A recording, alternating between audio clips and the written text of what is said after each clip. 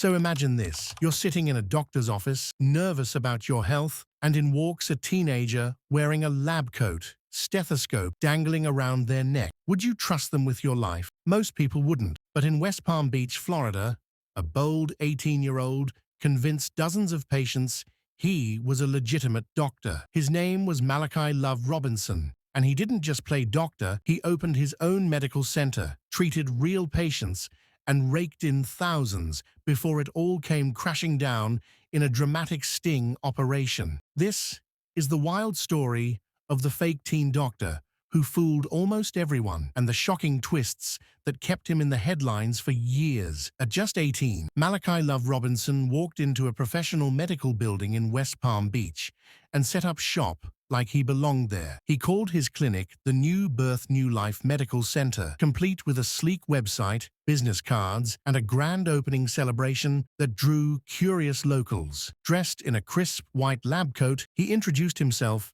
as Dr. Love, claiming credentials like a PhD and certifications in holistic health. Patients saw a confident young man who spoke with authority, listened to their hearts, and prescribed treatments. But here's the kicker. Malachi wasn't a doctor. He wasn't even close. He was a high school graduate with no medical training. Yet he managed to convince people he was the real deal. How did a teenager pull off such an audacious scam? The answer lies in his knack for deception, which started long before his clinic opened its doors. What kind of teenager walks into a hospital pretending to be a gynecologist? That's exactly what Malachi did in 2015, at the tender age of 17. Staff at St. Mary's Medical Center in West Palm Beach caught him wandering the halls, wearing a lab coat with the hospital's logo and a stethoscope around his neck. He even slipped into an exam room during a pregnant woman's appointment, claiming he was there to shadow a doctor. Hospital workers were stunned. Some had seen him roaming around for weeks before anyone raised the alarm. Malachi insisted he wasn't impersonating a doctor, just learning from professionals. The hospital didn't press charges, perhaps thinking he was just a misguided kid. But this wasn't a one-off. Malachi was testing the waters, and his next move would be even bolder. By late 2015, Malachi's confidence had grown, and so had his schemes. He opened his clinic and started making house calls, targeting vulnerable patients who trusted his professional facade. One of his victims was Anita Morrison, an 86-year-old woman suffering from severe stomach pain. Malachi visited her home multiple times, wearing his signature lab coat and carrying a medical bag. He listened to her heart, checked her lungs, and told her she had arthritis, a diagnosis she'd never received from actual doctors. He sold her natural supplements like valerian and melatonin,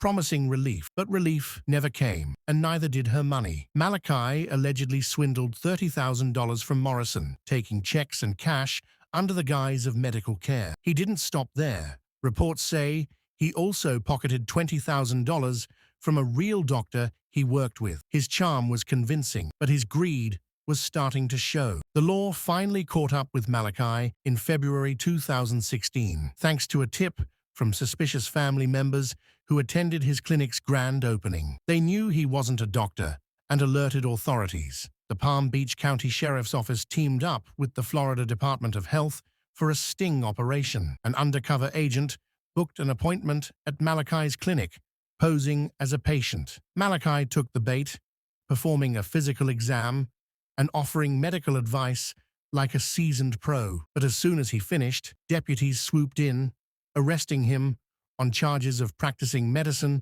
without a license, fraud, and grand theft. The sheriff's office didn't hold back, tweeting, "Just because you saw a season of Grey's Anatomy doesn't mean you can practice medicine." Malachi's dream of being Dr. Love was over, or so it seemed. You'd think a high-profile arrest would stop Malachi in his tracks, but he was back at it before the ink dried on his bail papers. While out on bond in 2016, he headed to Virginia and tried to buy a Jaguar using a stolen credit card and an elderly co-signer who didn't know she was involved. Authorities nabbed him again, and this time he faced fraud charges unrelated to medicine. He pleaded guilty, serving a year in a Virginia prison before returning to Florida to face his original charges. In 2018, at age 20, he admitted to practicing medicine without a license and stealing from patients, landing a 3.5-year sentence with credit for time served. He'd stolen over $80,000 from victims, including